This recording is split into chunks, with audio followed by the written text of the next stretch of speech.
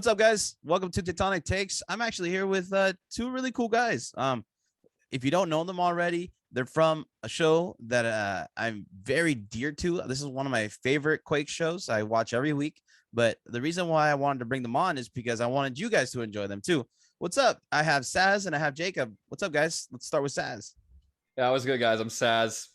Yeah, I run most of the things on Aftershock. Let's just keep it simple. Yeah, my name is Jacob. I'm there for my expert analysis and critiquing Saz's ratings. All right. Well, yeah, that basically these guys have a lot of chemistry and it's a lot of fun. They like to laugh a lot and have a good time. Basically, like a bar conversation between friends. And if you want to throw it on while you're listening, driving, that's what I usually do. You feel like you're right in the room with them. So it's definitely something to listen to, guys. All right. Well, I have them here, guys. A lot of news today. I mean, yesterday, a lot of news came out, and today, even more news came out. But definitely something to look forward to if you're a Quakes fan. Saz, what did you think of the initial Jeremy Ebobisse trade? So it wasn't even the trade that like the player we were requiring that I was most like excited about, is because when it was a couple weeks ago when we announced we're firing the GM and we're hiring a new one, I was actually kind of mad at the Quakes because I was happy because it was we all agreed something needed to be changed, because I think we had 1 point out of a possible 18 at that point when the firing was made. And I'm like, what's the point of like doing a whole GM thing like in the middle of a season? Like, what's that really going to do? But immediately he's already made two big changes. But as far as the trade itself, I'm excited. It's a young, promising talent. Now, I'm a big fan of Benji, and I think Haji deserves some more minutes, but this creates rotation, and I nearly cry because I think it's the end of Carlos Fierro, hopefully. That is the best part of it all. I don't know if you're going to like our show once I get my Juneteenth jersey up here. You know, it's my Carlos Fierro Juneteenth jersey. I'll just listen. Man. I can only listen. I can't watch anymore then. I have it right here, but we are an anti-Fierro podcast. Dude, he's crazy famous. Wanda was leading the chance for Carlos Fierro to come out and sign some autographs. So he needs to pick it up, man. I mean, Jacob's not a Wanda fan. So it's all right. Man, it's all right. I love Wanda. I love Wanda, but you know, maybe it's time to transition. Who knows? Yeah, and definitely we brought in Jeremy Ebobisse for that reason. Jacob, what did you think of the transfer? Yeah, I mean, I've been crying out for a pure number 9 for a long time now. Saz and I always discuss this. All right, how are we gonna really score some goals? It seems like that's been the main problem for a while. Yeah. And it's really nice to have a proven goal scorer in the MLS. You know, he's been on a good run of form recently, and hopefully can transition smoothly into our lineup. One thing I like about him is like I saw that he can actually take some free kicks, because especially with our subs, I've been laughing with Jacob. Like, I have like played Sunday League and I played soccer my whole life, and never once have I ever seen a team that doesn't have a player that can take a free kick. Like, we'll get a free kick on top of the box and everyone's just looking at each other like, right. Who's gonna take it? Yeah, no, it's something else. I mean, Wando was taking a free kick. That's something I thought I would never seen his last year. It's basically Wando's last year's bingo, right? Like take a PK, get a red card, right? Miss a howler, score 2 goals to win, right? It's like, I got 5 in a row, you know. But it's definitely something that it's gonna bring life to this team. I initially didn't like it too much. I wasn't too hot about it because I thought Cade Cowell's production or his minutes might decrease due to this kind of Jeremy Ebobisse coming in. But I think you're right. Carlos Fierro is going to lose all of his minutes to Cade Cowell on the wing now. I think Cade Cowell at the 9 was an experiment that they were trying out, and unfortunately just wasn't producing enough goals for the team. And I think we're going to see Jeremy Ebobisse kind of slot right in. I think Jeremy Ebobisse is a guy that is better in the air than he is on the ground or with the ball at his feet. So this is something that the team was severely lacking, because Cade Cowell doesn't know how to head a ball. I hate to say it, guys. We love Cade Cowell, but unfortunately just doesn't know how to head the ball yet. I was hoping he would get that skill this year, but it was unfortunate that he just didn't get to, head the ball as much. Carlos Fierro is going to be more efficient with Jeremy Ebobisse. And I'm going to say that honestly, because the only person that wants to cross the ball on this team like a regular winger is Carlos Fierro. He's the only one that does that long cross, and that won us the game in Real Salt Lake, right? Because Wando knows how to handle those kind of long crosses and jump at the right time and get ahead of your player. But what do you guys think of the money tag to it? I mean, what do you guys think of Chris Leach kind of just stepping in and be like, hey, you know, this is my intern job, but I'm just going to make the biggest trade in MLS history, you know, for GAM. But let's start with Jacob. What'd you think like of Chris Leach kind of stepping in? Well, I think I'll just reaffirm my point from before. We really needed this position to be filled. Yeah. And especially given the signings we've made in recent times, I think that it was good to have an MLS player come into the squad rather than the Fieros and Rioses from out of the league. I think that, like I said, it seems like he's proven to score at this level. Yeah. And I kind of disagree with what you said about him at the ball with the ball at his feet. I think he actually does have some technicalities with him. So I think that he does provide us that extra, you know, faceted attack. Yeah. You know, for a while it just felt like Espinoza and Cowell were on their own, but I think that now with number 9 we'll have that missing piece to really stretch the field and also have that central threat, because for a while we've been missing that central threat. Definitely. And Jeremy Ebobisse is great with his feet. He's just really good in the air.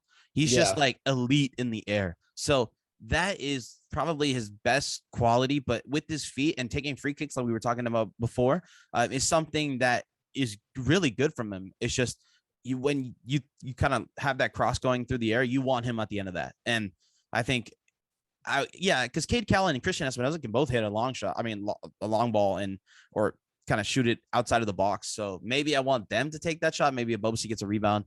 But Saz, what did you think of Chris Leach kind of just stepping in saying, hey, this is my office? Yeah, well, I like that we're getting money because we are in desperate need of it. But as far as the heading point, I think that is a pro, but I think it's a really big con too with our team. Because in the last 2 games, we've been playing kind of with sort of like a false 9 position with either like starting up there. Yeah. Because we haven't had like our full squad. And one big concern or like problem I think Jacob and I both agree on is a lot of time our attack isn't creative. It's just like go down the wing, cross, and hope Wando gets on the end of it. Yeah. Then when we went to this false 9 thing, actually I think it started when Benji first started, but he got injured after 45 minutes. It's all a really dynamic and creative like front line. And you see that with Cal and Espinoza, and then you have a striker who's actually like checking to the ball and moving around. And I think this new guy, he can add and help to it. But if we see that he's good at heading, I don't want us to go back to send it down the line and cross it in and hope he can win a 1v2, 1v3. Yeah. So it'll be interesting to see how we adapt to it. And I hope we rely on this like style of like actually playing and having a creative final third versus just going back to the Hail Mary crosses.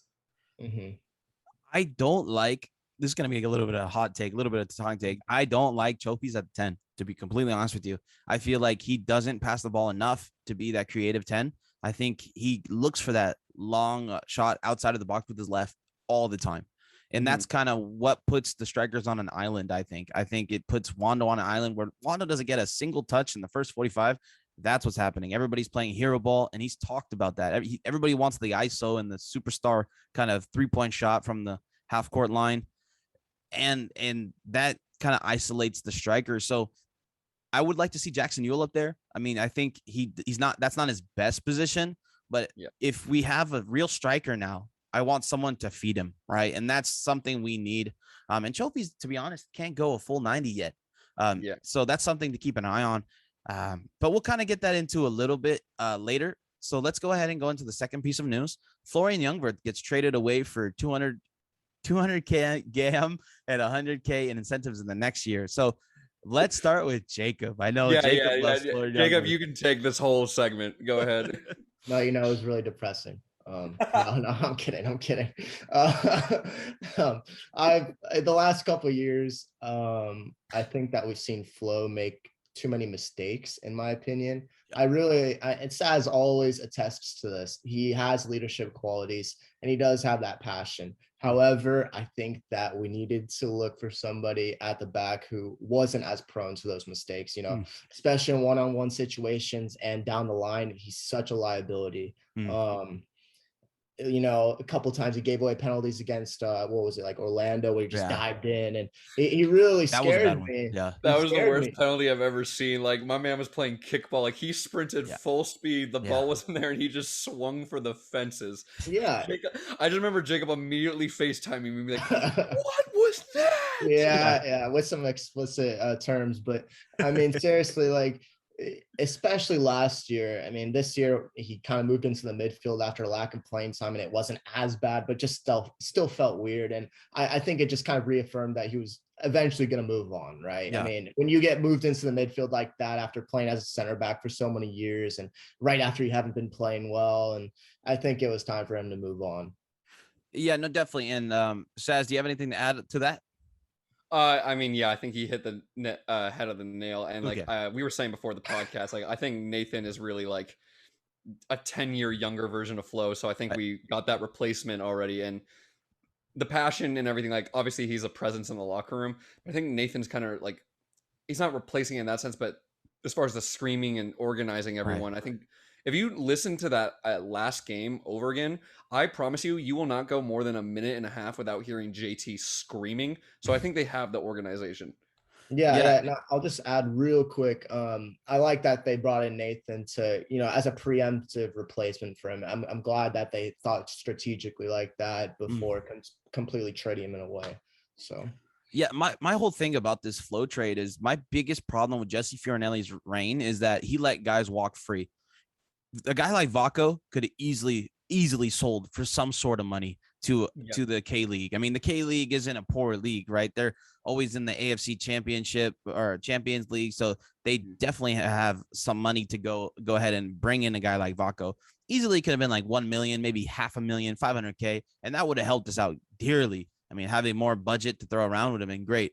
So seeing Chris Leach step in and get almost, it could be 300K for a guy that's on an expiring contract that just wasn't performing at what we needed him to perform at. It's like, geez, who is this guy, right? Who is this GM? I mean, I don't know. I think I would give him the reins. I think that with the first move, I thought, okay, maybe he just had to put his wallet on the table and say, hey, okay, I want this job. But the second move really impressed me. Getting that much money for a guy that was really on his way out is gigantic. To put that in perspective for all you guys listening, Florian Ljungvirth cost the same as Eric Remedi to come in. That's insane. And I don't know how you feel about Eric Remedi, but we sold Florian Ljungvirth at a great price if Eric Remedi could come in for the same price. So that's just my 2 cents on that. Do you guys feel like Chris Leach is gonna get the job? We'll start with Saz.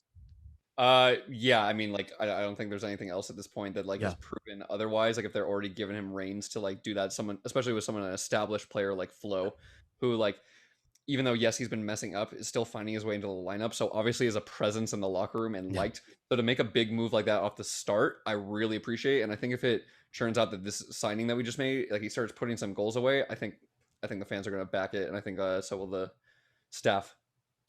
Yeah, and I'll just add on real quick. I don't have too much to say other than what you guys have already attested to. But before Leach came in, it felt like the club's financials were illogical at some point.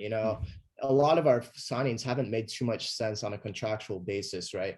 I don't know. For some reason, we kept signing Wando to 1-year extensions, and he eats up a lot of our budget on the wage schedule. So, and then also you had signings like Fierro and Rios, they eat up a lot of our wage too. And they come off the bench, and they were supposed to be these signs that were starting and creating and scoring goals, winning us games. And, of course there's hints of that, but when you eat up, I think they each make around like $500,000 each, No, they make a million each. Yeah, they make a lot. And it's absolutely crazy because then they don't even start most of the games. Right. And I think that I think, like you said, it's a transition away from what was before. And so I like it.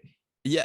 Just getting money for players going out is extreme. I mean, we didn't get the numbers for Magnus Eriksson, but that was nice. That was getting a little piece, but that was more of the club coming to us saying we want Eriksson back before he's on a free, because then he can't like go anywhere else. But a guy like Vaco is he's like scored 10 goals in the Asian Champions League. Like he's one of their best players.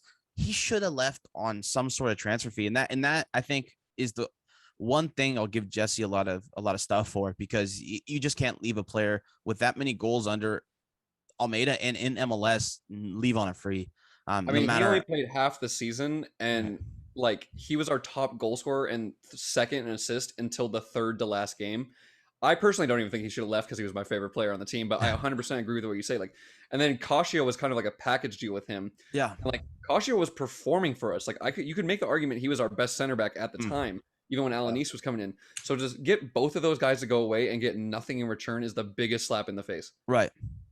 He eventually got Nathan in, and I was thinking maybe we shouldn't have done it that quickly, but like you said, Saz, something had to happen, and unfortunately it was him. I talked to Jack Scahan yesterday, oh my god, I said his name wrong. I had him on yesterday.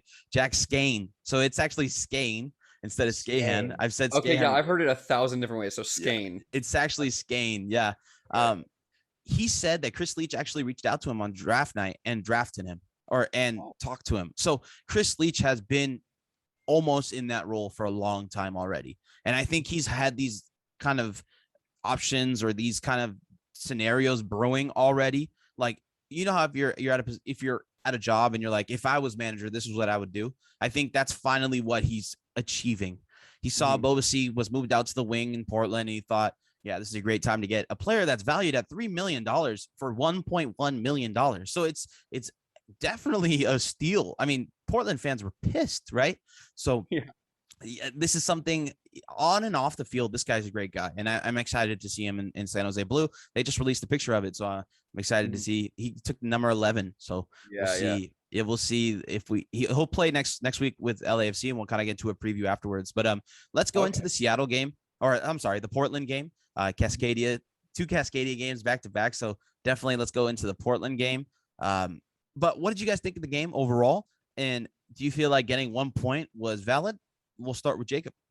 Actually, before we do that, I want to start I know Portland had some injuries at the beginning of the year, but I guess like someone failed to tell me and Jacob that Portland's front line was also the USA's B team for the 4x100 at the Olympics. Yeah, they were all so fast. Oh my God. No. Well, Asprilla, the guy who was up against Abacassis the whole night, he is like one of the fastest guys in the league, but he can't put a ball on frame. So it's literally, I think Matias Almeida kind of knew that going in. I think he kind of knew that going in, so he didn't start Marcos Lopez. And there's a whole bunch of, so I have a lot of Peruvian friends out here because in Japan, there's a big Peruvian kind of population, just due to the history between the two nations, and a lot of the kind of like working class citizens are Peruvian out here. And they're always asking me, dude, why isn't Marcos Lopez starting? He's like starting for the national team. And I'm like, trust me, it has nothing to do with how he's playing. It literally is all matchups. It's all what Matias Almeida thinks is best for that game. If we put the best 11 people out on the field, Marcos Lopez is starting every single game. Yeah. And I think he knew that Asprilla can't really put a ball on frame. So he's like, let me just throw Lucho out there, eat up some minutes, and have Marcos Lopez a full go against Carlos Vela. I think that's what we were kind of looking at there. And it worked. Asprilla is really fast and just insane amount of talent, but he just can't put the ball on frame. But yeah, so what'd you think about the game? We'll start with Jacob. Yeah, so overall, I mean, I just want to say this. It felt like an exciting game. You know, I enjoyed watching the game.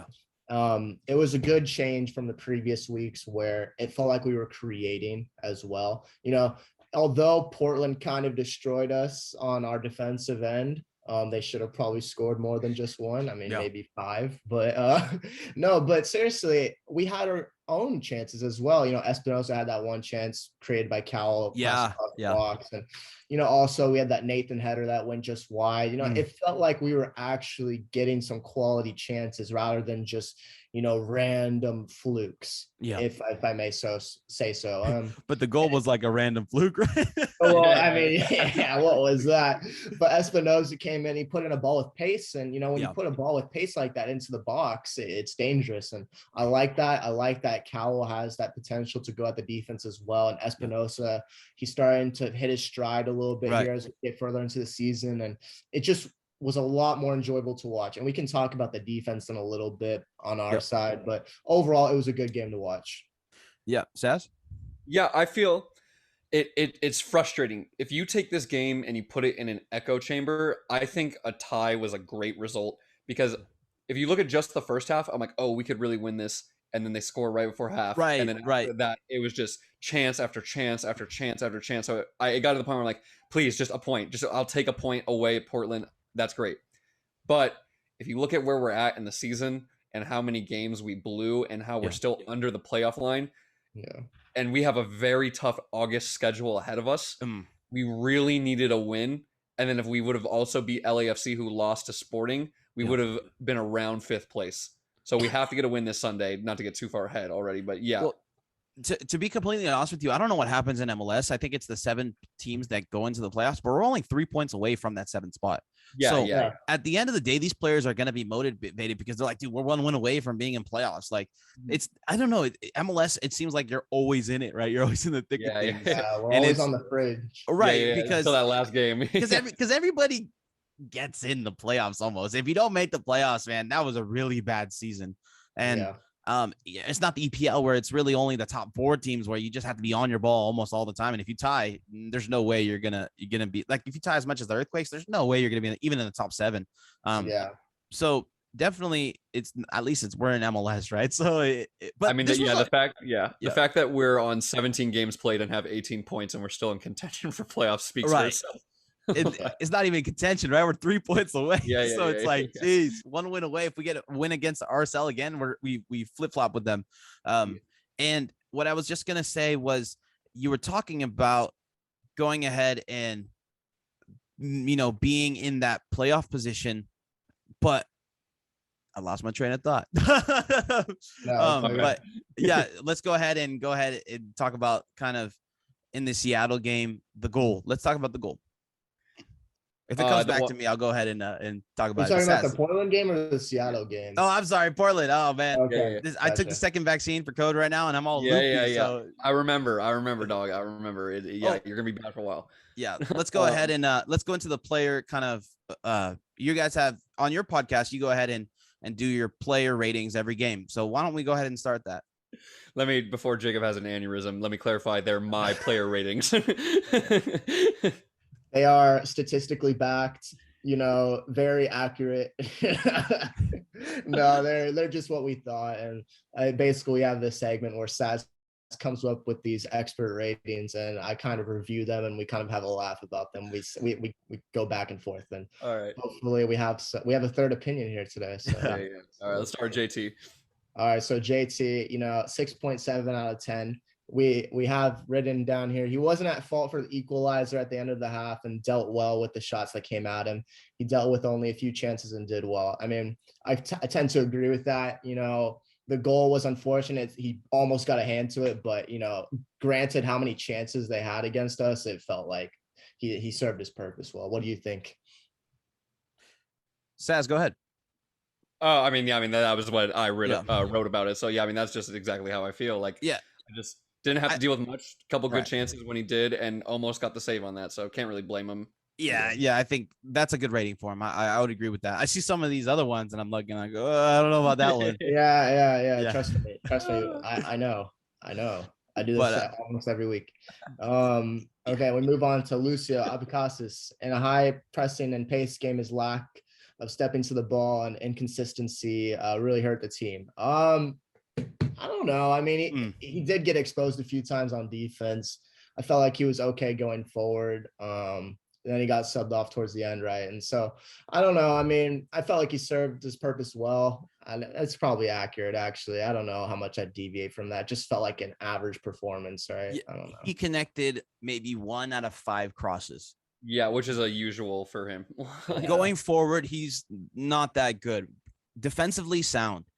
Gets burned, but doesn't let them score. I don't think there's been a player where they've scored on Lucho yet.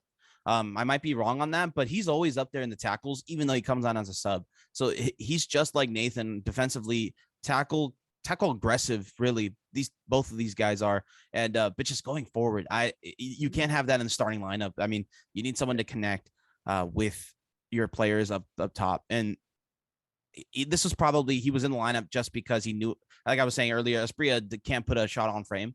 And then he ate up some minutes so that Marcos Lopez can be full to go against LAFC.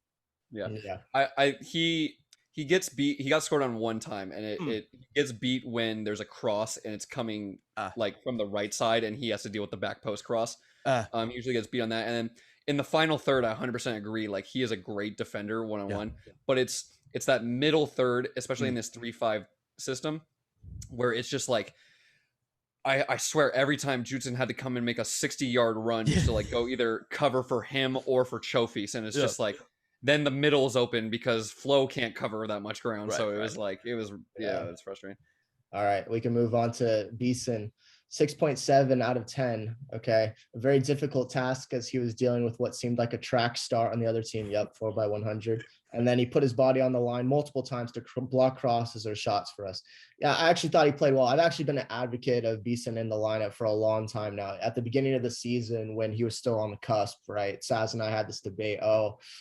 Do we still want Flo and Alanis at the back? And I really wanted to see him get some minutes because he's got that younger age. He's got a little more pace, and I think he deserved a chance. And so I've been happy that he's got more minutes, and he's definitely seeming to be like he's going to be a consistent performer for us. He's had a couple of good run of form, a couple of good games these last few weeks. I don't know. I just like him.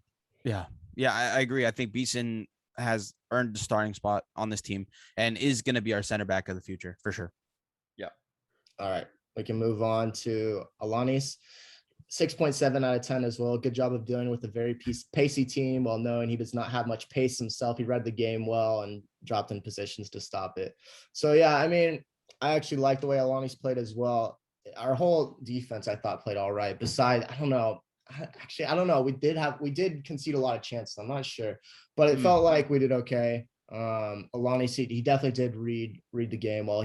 I think he definitely operates at best in that middle center back position where he's able to cover the other two, because you're right, he doesn't have as much pace down the wings, and he's able to read the game and slide across quickly. So I like that. I think he played all right as well. I think Alanis deserves a 6.8. He needs at least the best kind of for the center backs this game.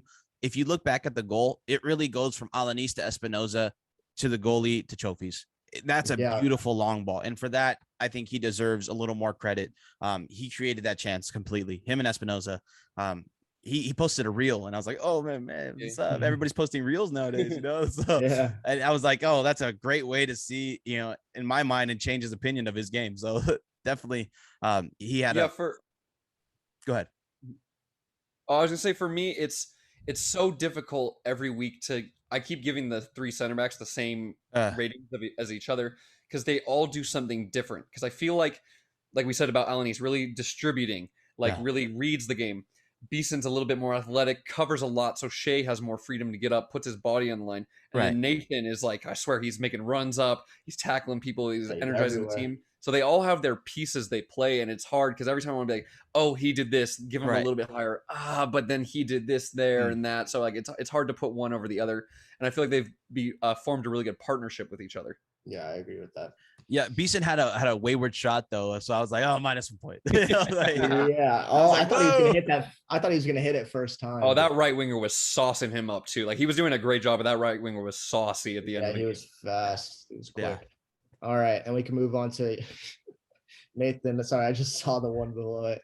Okay, Nathan, 6.7 out of 10. He had a Coliseum battle every time the ball was near him, and the Portland squad was fast and furious. And Nathan fought for his family today. That was a good one. I like that. Family. But yeah, I thought Nathan, he played well as well, and I don't even know what else to add at this point. You know, I think Saz covered it all pretty well in his last little speech there about how our three center backs form a good partnership right now. Yeah, Nathan played well. Maybe would have been the best center back, but he got that yellow at the end just for fighting. And I'm like, oh man, you're such an aggressive center back. You can't be getting yellows like that. Like, if you got away with all your tackles during the game, don't get a fighting yellow card, because we're probably gonna have Jacob starting some sort of game, because that's our backup now. So definitely not a smart move on Nathan's part. Yeah, the one thing I'll just add real quick before we move on is he does have the capability of having that aerial threat. He Yeah. almost scored again, and it's really nice to see us have that aerial threat, especially from set pieces, because it does seem like we get a decent amount of corners each game. And for the longest time, Saz and I, we look at our set pieces and we're like, what is going on? Like, what is happening? It felt I like, used to say I rather us kick the ball out than get counterattacked and scored on. yeah, That was what was happening every week. but yeah, Right. now with the Nathan, we have that threat, and it's nice. Well, now with Nathan, Alanis, and Ebobisse, we are looking pretty dangerous on corner kicks, and that's going to be probably a pro for this team nowadays. Remember the days where it was like they were scoring on corners? Bench. Yeah. And well, Benji, and right? And Benji coming in. Yeah. So definitely nice. Wando is always great on corners when he's not our first option. When he's like Andrew Wiggins of the Warriors and he's our third option on corner kicks, he excels for sure. When he's a role player and not trying to be the star. Yeah. Right. Yeah. At this point of his career, yes. Yeah. So the fans of our show, this is obviously one of our segments we like to do. It's a little bit of a sad moment, also a bit of a happy moment. This is the last time, the final time Jacob will ever get to clown Youngworth's rating and performance for the Earthquakes. So one last time, Jacob, go ahead and read about Youngworth and tell me what you thought about the game. So we gave him an 11 out of 10, -6, so about a 5.4. And we said that his defense was a liability in a game where pace and agility was needed. Definitely through the middle, it seemed like we were slow to react to different bounces and other defensive mishaps in our own third. I could count probably like maybe 5 times in the first half where there was some cross put in and it just kind of deflected to the top of the box, and our midfield was nowhere to be found, and they got another chance instantly right there. We got a couple shots off, and it just felt like our midfield was slow to react to those balls that came back into the midfield. I don't know, but yeah, it's a sad day. How do you feel about it, Fabian? Yeah, basically it's the last time, so I felt like he should go out on an 8 out of 10, right? So I thought he did okay. I think he made the conservative. This is like watching Jackson Ewell with the US men's national team. All right, he just makes that conservative pass. He didn't want to make a mistake. He didn't make a mistake. We came out with a draw in Portland. So I think a little harsh, but again, I see where you're going with. We need to pace this game. Diego Chara is just an animal in that midfield for them. Yeah, he is. So definitely a game where he was outpaced. I agree. I think it was a fair rating, but if it's the worst one, maybe a little harsh. Yeah, I think part of it for me too was in this, when you only have like 2 actual like kind of midfielders at a time in there, you really need them working together. And I feel like it really drew Judson out of position a lot of times and made him have to do a little, like he does a lot of running for people, but made him do a little bit more than he like maybe is used to. And that's why I like the partner of him and Remedy together. But yeah, I mean, overall, I felt he did as good as he could have done for playing in the midfield. I mean, you can't really expect too much from a center back playing out of position there. Yeah. All right, move on to Judson, 6.7 out of 10. He had a lot of ground to cover, which usually is no problem for him. Yet the athleticism of the Portland squad and lack of help from teammates really stretched him thin. Yeah, it felt like he just couldn't be everywhere at once. And he, like Saz said earlier, he had to track back for Lucio, and he also had to help out with Beeson because of Salinas going forward. And it felt like he was definitely stretched thin. And as I mentioned before, it felt like we were a little slow to react in our own defensive third. However, I mean, I think he did all right. So that's probably fair. Yeah, I agree with that one. That one's fair. All right. I actually originally gave him like a 6.8, 6.9, but like offensively, he was just not helping us. But I feel like part of that was due to how much he had to do defensively. Yeah, I think that was just a setup. I think that was the tactics. Yeah. All right. Then move on to Shea, 6 out of 10, almost completely absent in this game. And when he was on the ball, it was poor, just not his night. Yeah, I mean, I think when you look back to the last few weeks, he's been on fire. Yeah. He had a lot of good moments in the last couple games, and it felt like this match, it didn't click. You know, maybe it was the way the other team was set up. I don't know, but he definitely didn't have as many bursting runs with the ball as he usually does going forward. And I don't know, maybe he was stuck tracking back and filling space where he had to cover the pace of the other wingers. And I don't know, but yeah, it's probably fair. Just an average performance, in my opinion. I'm going to say that this should have been your lowest rating. Personally, I forgot Salinas played the game.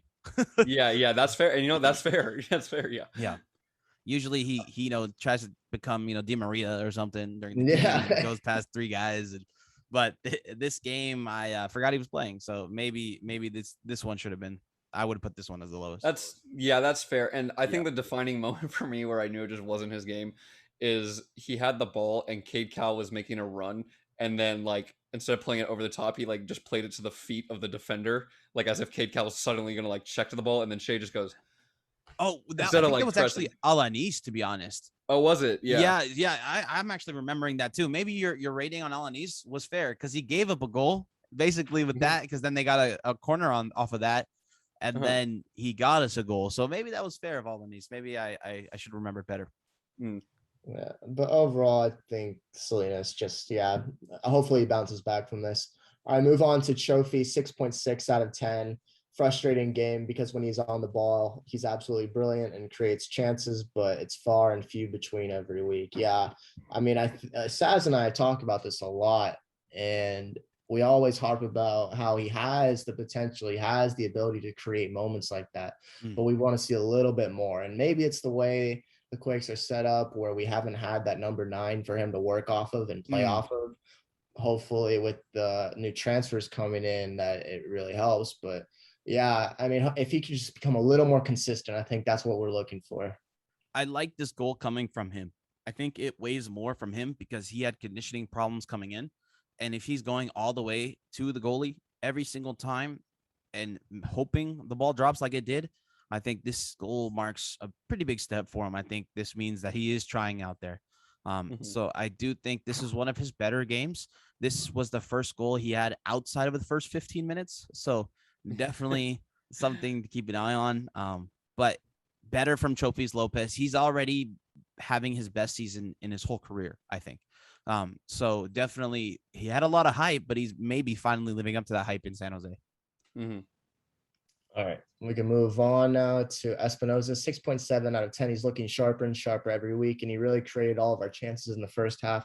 Great delivery to make the keeper spill the ball out and get an assist. I mean, I'll just repeat what I said earlier in the podcast. It feels like he's starting to hit his rhythm. Definitely. And, at the first couple games, it felt like, oh, we need the Espinoza from last season and in the bubble tournament where he really popped off. And it feels like these last couple of games he's getting on the ball more. He has more space to work with. I don't know. Maybe it's because Cowell came back and now there's that opposite side threat where you originally had Fierro and people weren't as worried about Fierro. I'm not really sure. Felt like Espinoza starting to hit his stride, and I really hope he continues because we all know how dangerous he can be. Yeah, I was really excited with Espinoza last game. I wanted to see that from him the whole season, where he gets in the middle of the pitch and shoots, because he needs to be able to slide that ball in, because he does have pace on the ball, so he can slide it in like he did last game. So seeing that he created a goal again with one of his shot opportunities that are on frame, definitely a plus from Espinoza, and he's starting to get into his groove. I was really critical on Espinoza this earlier in the season, where he took like 9 shots a game and really didn't create any type of chances. But now he's learning, I think, to take the better shots, right? You don't want Damian Lillard taking or at the beginning of his career, Westbrook, right? Taking all those shots. Of course, he's going to get some assists and some goals, but you want to take the best shots, right? To get the most efficiency out of him. And that's, I think, the same with Espinoza.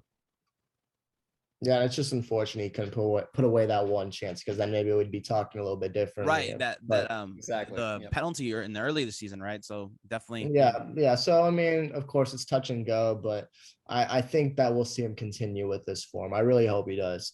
Yeah. Okay, we move on to real quick. I think like there might be one game where he dips. Like I think it's the same thing with Shea. I think he just had a bad night that night. I think he's gonna be fine for the LA game. Like I don't think it's a bad spell, and I think, like we said, he's starting to hit his rhythm. So I think we're starting to see people start to get in stride, which I like at this point in the season, instead of it happening like 2 games before playoffs and maybe we don't even make playoffs. Right.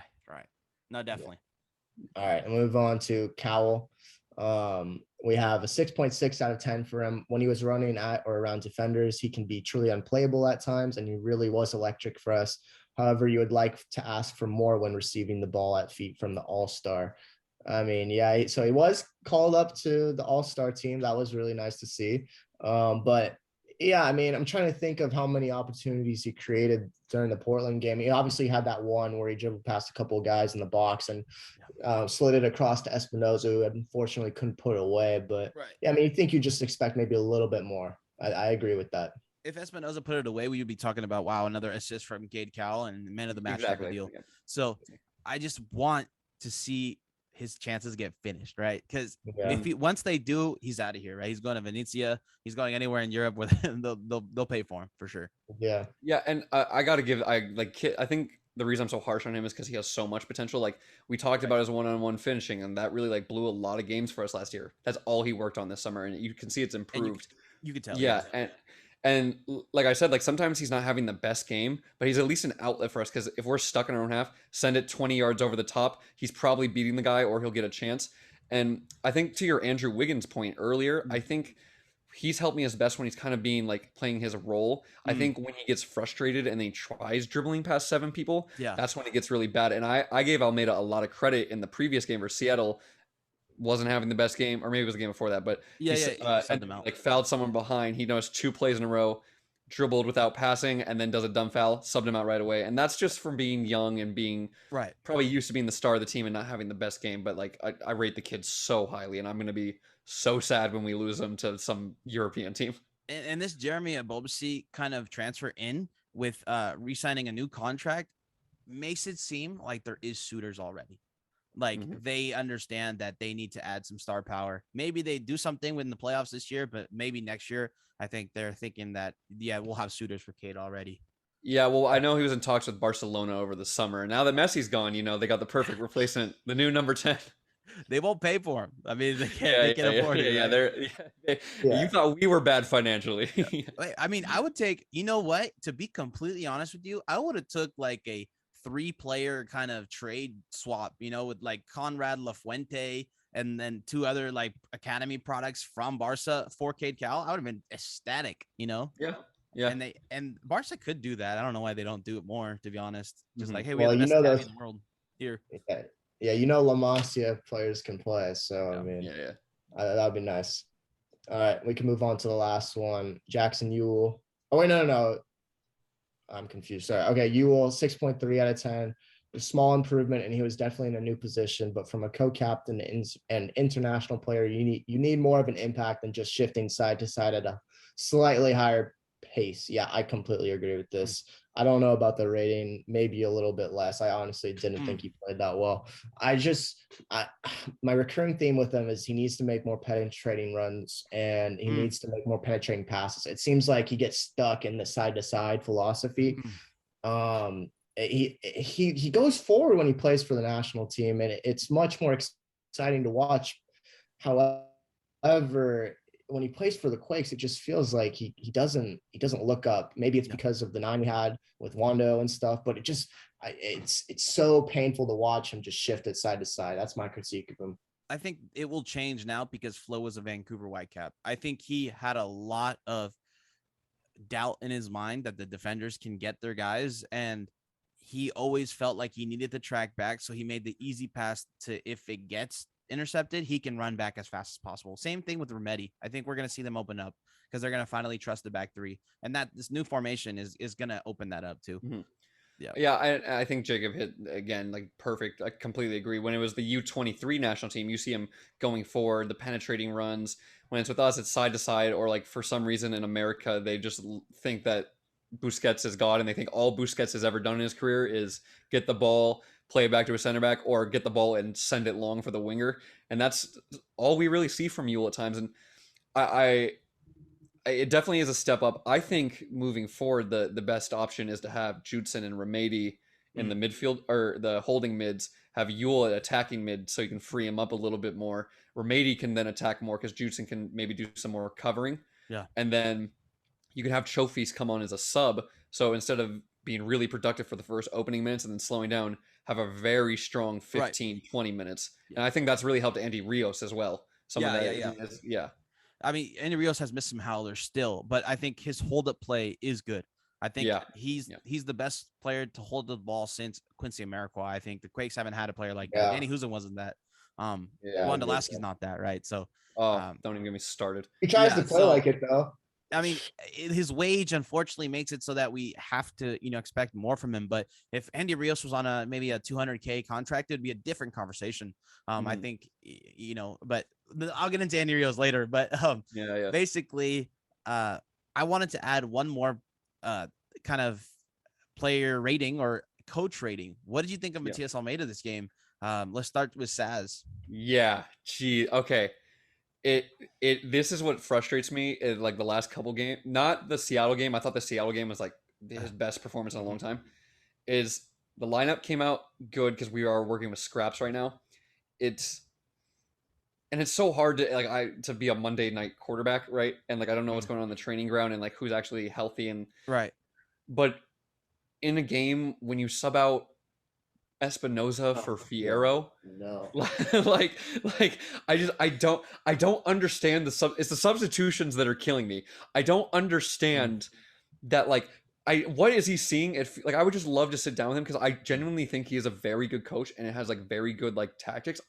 What is he seeing every week that I'm not seeing with Fierro? That is what's bugging me. He can deliver a cross. That's one thing he can do.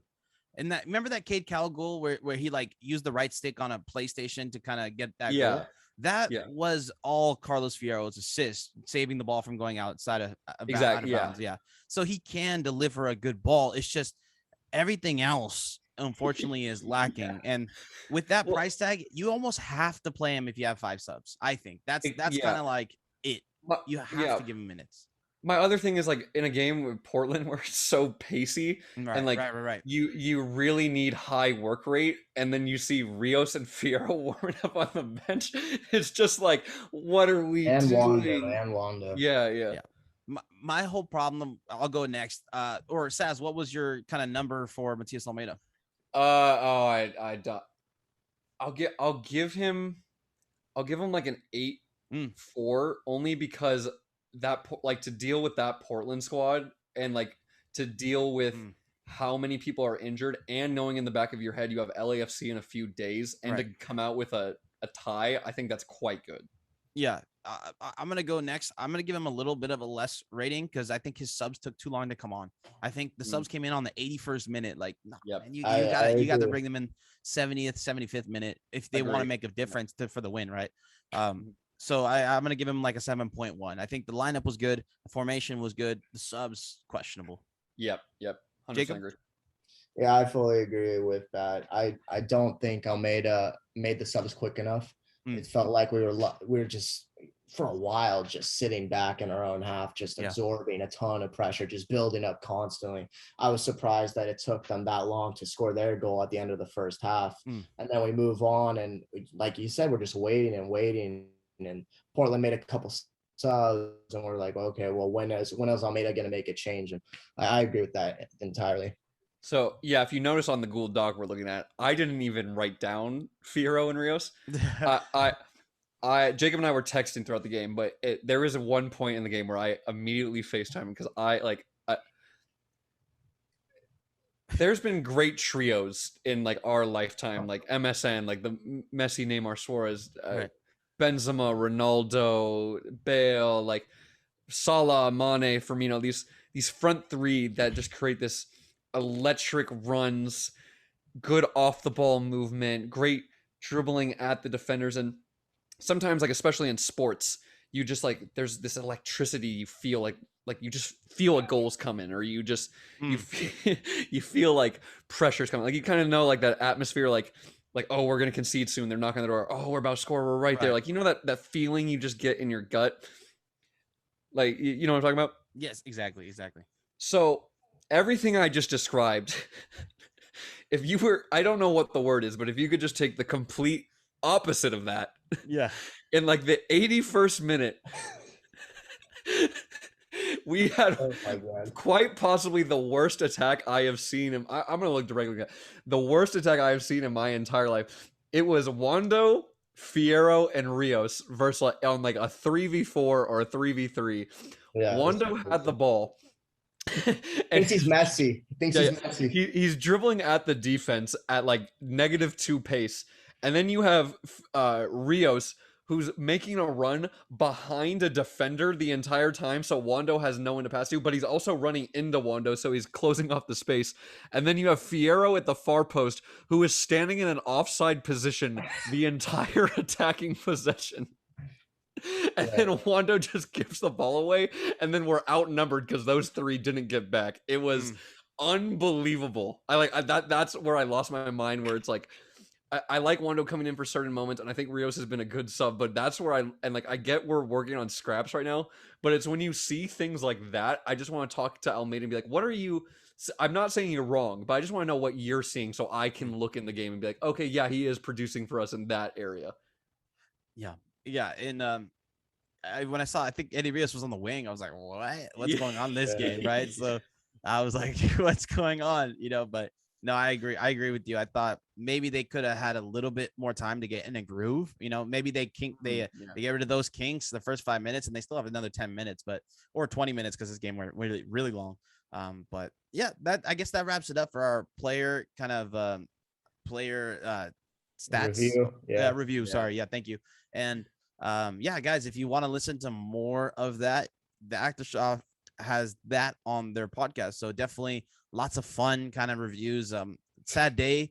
I'm actually kind of honored that Florian Youngbird's last review was on our podcast. So sir. Thanks for having us. But quick LAFC preview. Let's go ahead and let's start with Jacob. Yeah, so I think I'm actually going to be going to the game on Sunday. So that's going to be exciting.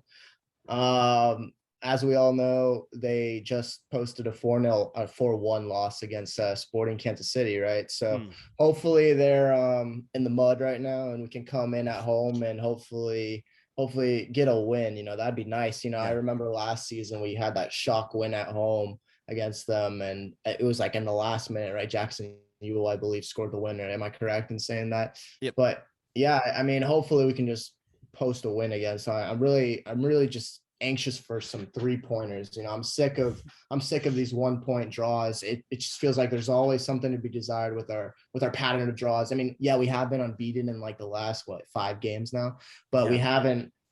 I mean, I think we have 1 win in the last 3 months. Yeah. So I mean, no matter how you look at it, we need more wins. Definitely says. It's a tough one. We absolutely need a win, especially where in the season. I don't know if the new signing is. You said he's available for the game. He's available for the game. Yeah, I don't see Almeida starting him. I just the way he's going. I think he likes to stick with his guys. I mean, Yule didn't even start the last game, and he didn't play any of the knockout games, so he obviously was fresh, but still didn't start.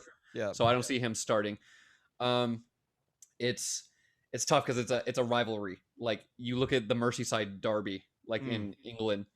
Liverpool the last 4 or 5 years are infinitely better than Everton. The last 4 games it's been a tie, or Everton are very close. There's just something about that rivalry, and like we said about MLS, you never know what can happen. So it's gonna be a very tough one. And they seem to have I know we beat them twice last year, but they seem to have something against us. But I think Almeida's kind of in a groove. It's also tough because we really got to watch our players' legs. So many are out injured, so many are just coming back from injury. And we also have a ridiculous schedule where we're playing pretty much 2 games a week for all of August. Yeah. So quick score predictions from both of you. We'll start with Saz. 7-0 them. No way. God, something's telling me 2-1 them, but I'm gonna go 1-0 us. Jacob. Yeah, do we have to be extremely positive, or no? You could tell it how it is. To be honest, I think it's gonna be 3-1 them. I think they're gonna score a lot on us, but we'll see. I think with this new formation, if they win, it's gonna be by 1 goal. I think I'm agreeing with Saz here. 2-1. It can either go them or us. Jeremy Ebobisse comes on, makes that game-winning goal, and has a great start to his career in San that'd Jose. Be great. Yeah, that'd be awesome, right? So I was at the Alanis game when he in his very first game when he scored that free kick. I just remember the place erupting. I was there too. I was there too. Yeah, that was crazy. I'd love to see that again. That was right. That was before COVID, right? The last. That was the last game before COVID. Yeah. Literally the last game. I was like, hey, wait, I was there. I totally forgot. But guys, thank you so much for coming on. Where can we find your content, and what do you guys like to do? Of course, a podcast, but what else? You can find us a lot of places. You can find us on our website, aftershock.club. You can find us on Instagram and all our social media accounts, Instagram, Twitter, Facebook. The Facebook's kind of dead, but AftershockSj. You can also find us on YouTube at AftershockSj or on Spotify at AftershockSj. And we just like to chill. We like to have like a podcast where it's like guys going to the bar and we're just having a good talk after the game, having a laugh, do these little player reviews. I mean, you saw them clowning on me for some of my scores. Like, we just like to have a good time about it, support San Jose. Yeah, we have the interest of the club at heart. I mean, I know we are critical, but we love the team, and we love to go to the games, and hopefully they continue to provide us with some good moments. Yeah, especially Florian Youngworth highlight reel for Jacob there, I'm surprised they didn't like post a tribute to him or something. He was they did something. Right? They just did something. Yeah. Oh, okay. Something nice. All right, well, thanks guys. All I have to say is go Quakes. Yeah. Vamos, Thank you so much for having us on. Yep.